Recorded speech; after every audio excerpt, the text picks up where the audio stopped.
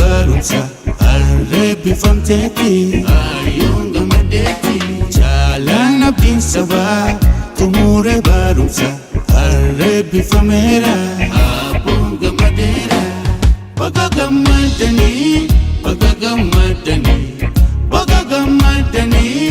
aneeffamtanii baga gammadanii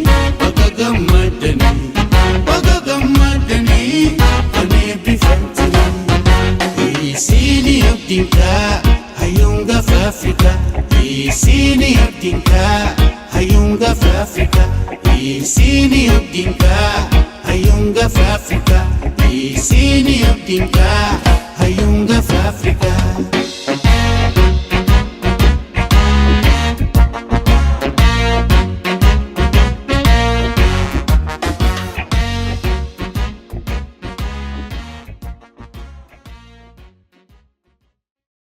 kanattaan soodhaan egaa guyyaarraa kana barattoota kana eebbisiisuu keessatti ogummaan kun afaan oromootiin dagaaguutu irra jiraata abjuun ijoollee keenya ogummaa kana barachuu barbaadanii garuu karaa isaa dhaban dhugoomuutu irra jiraata ijoollee kana ogummaa kanatti guddisuu qarootuun irra jiraata jechuudhaan waayilli keenya Lalisaa Alamuu chaalenjii bara sanaa keessatti jechuudha mul'ata kana qabate gara uummataatti as ba'uudhaan guyyaarraa kanammoo mul'ata ta'ee nafne waan qabatamaa mul'atu ta'ee har'a nu gidduutti barattoota 44 eebbisiisuu danda'ee jira irra deebinee isa galateeffannaa baga gammaddeettiin naa jedha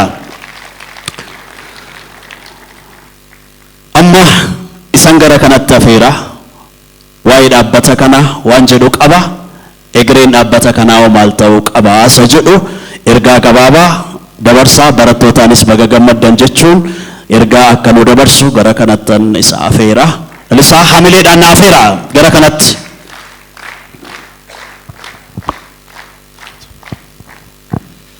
baay'ee isin dura dhaabbadhee dubbachuuf humna isaallee dhabu waanuma xiqqoon jedha barattoonni keenya baatii 6 waliin turre baga gammaddan isiniin jedha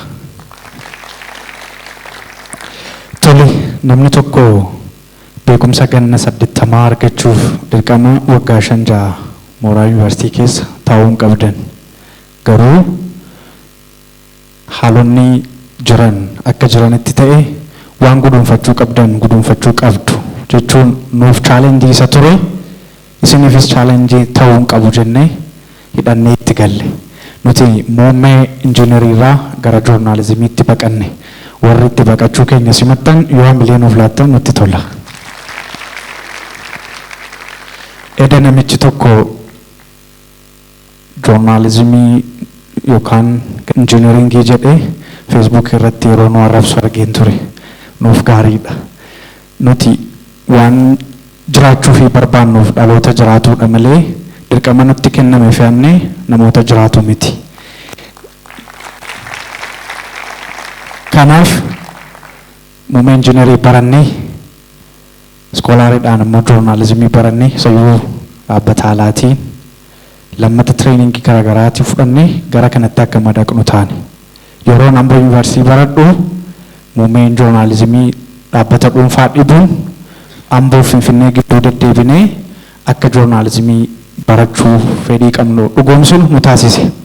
Barattoonni baay'een immoo akka keenya warri humna hin qabne rakkataa turan sanarraan akka Lalisaan rakkate barattoonni rakkachuu hin qaban jechuun raacitii xiqqoo arganneen ofii keenyaan ogeessota barsiisan akka Dooktar Gizaachoo faatu dooktaradha barattoota keenya leenjisaa turanii mul'ata kana na deeggaruudhaan barattoota koo caacculee gaazexeessummaatiin dagaagsuu keessatti yaada koo qofa fudhachuudhaan amma yoonaatti kan na wajjin jiru hunda dura Dooktar Gizaachoo naa galateeffadha jechuun barbaada.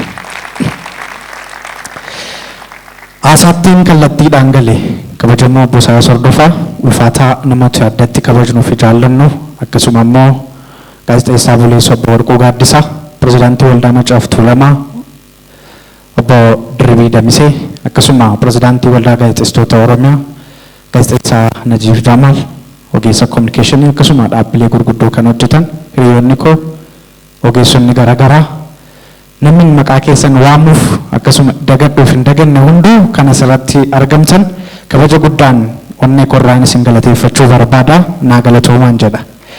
Itti aansuudhaan miidiyaaleen nu gidduu jirtan hundumti keessan miidiyaaleen as jirtan ogeessonni as jirtan galatoomaa jechuun barbaada.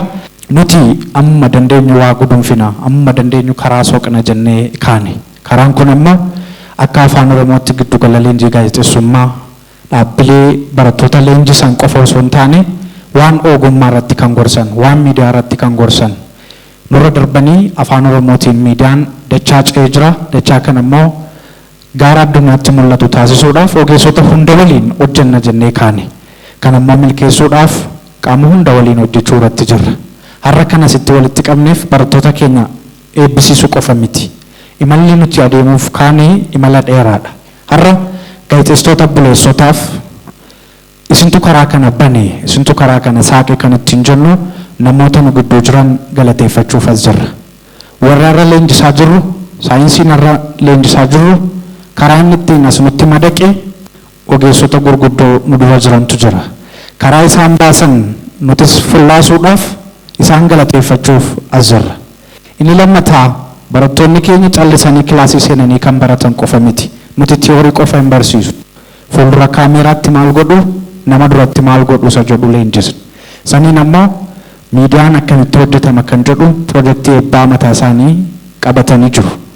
Kanaaf imalli keenya gaazexeessummaa afaan Oromoof akkasuma biyya keenya keessatti awaardii jalqaban nu ta'a jennu yaaduuf karoora waan qabnuuf barattoota keenya hojii gaarii hojjetan ammoo awaardii barattootaadhaaf har'a waan qopheeffanne qabna. Walumaa galatti sirna galateeffannaaf akkasuma barattoota keenyatti amalee horuu fi as jirra. Nuti karaan irra deemnee as geenye karaa asii fi achi jallataa karaa ittiin imala of barbaaduu keessa turre. Amma qaanqee of argachuutti jirra. Dursinis waan of arganneef dhaloonni biroon akka of hin dhabneef karaa itti agarsiisuudhaaf hojjechaa jirra. Warri karaa nutti agarsiistan hangafoonni keenya obbo Isaayyaas fa'aa akkasuma obbo Warquun fa'aa namoonni gurguddoon haadholiin gaazexeessitoonni as keessa jirtan galata guddaan isinii galchuu barbaada. Otoo osoo hin jirre karaan irra deemaa nuun galuu ture isiniin jedha. Hojiidhaan dubbii agarsiisnan isiniin jedha. Galatoomaa. Baga nagaan dhuftan. Kabajamoo obbo Naziif Jamaal pirezidaantii waldaa gaazexeessitoota Oromiyaa.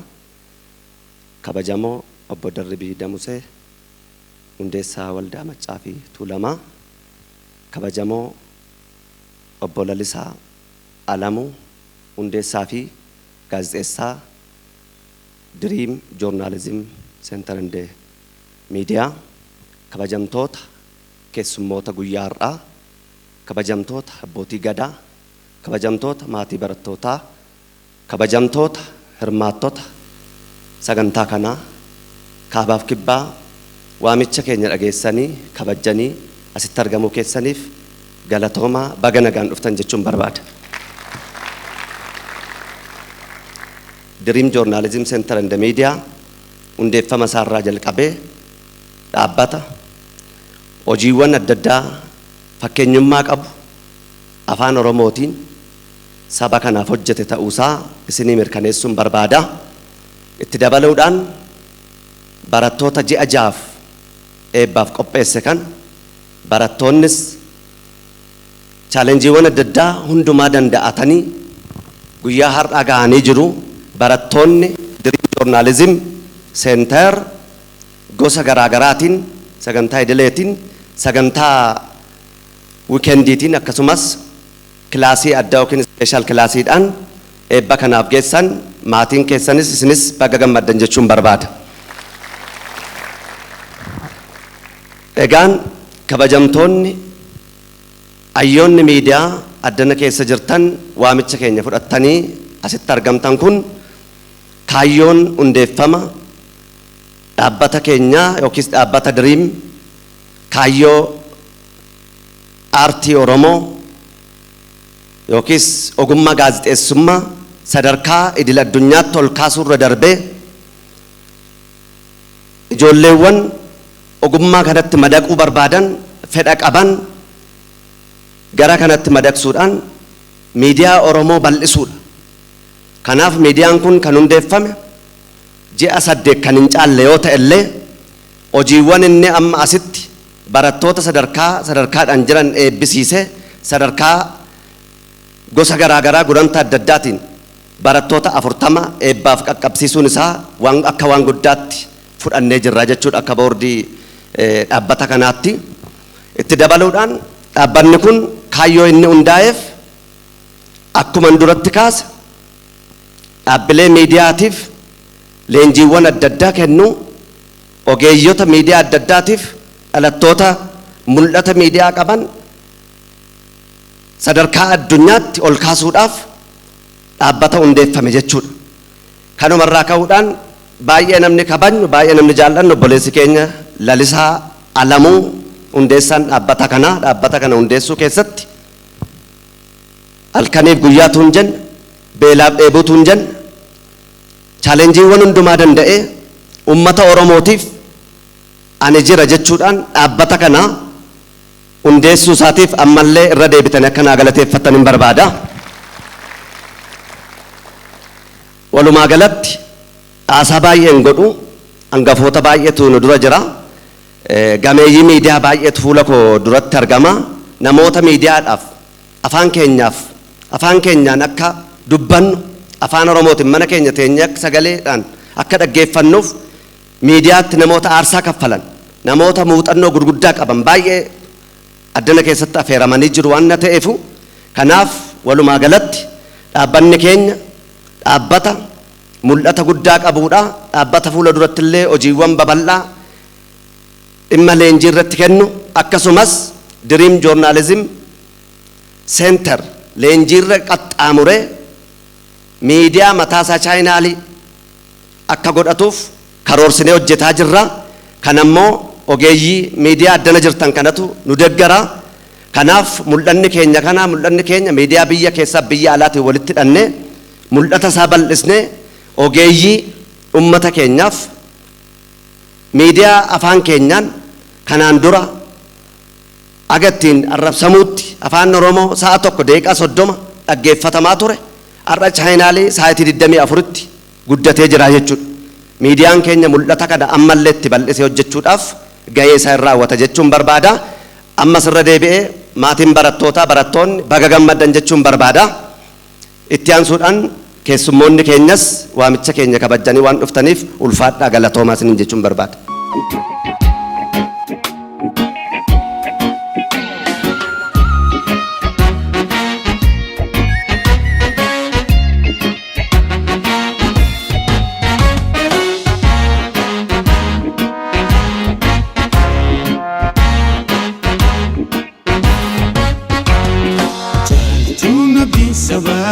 Tumurte barumsa arreeffamteeti ayyoon gammadeeti jaalaan abdiin sabaa tumure barumsa arreeffameera abboon gammadeera baga gammadanii aneeffamtanii baga gammadanii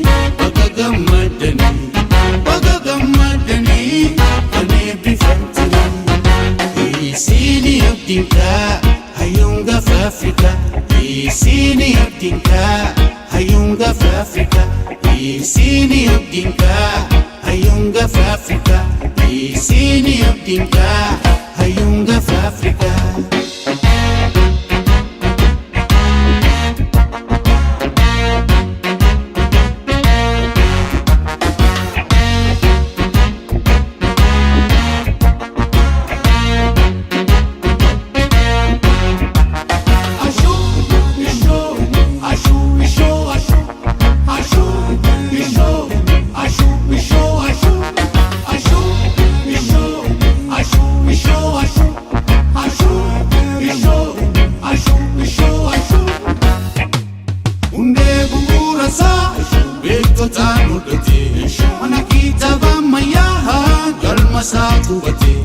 Teknoloji baraha dekar safilati lamisa gargaru kayo kan godate abana mamara kadang kesatate baga gammadani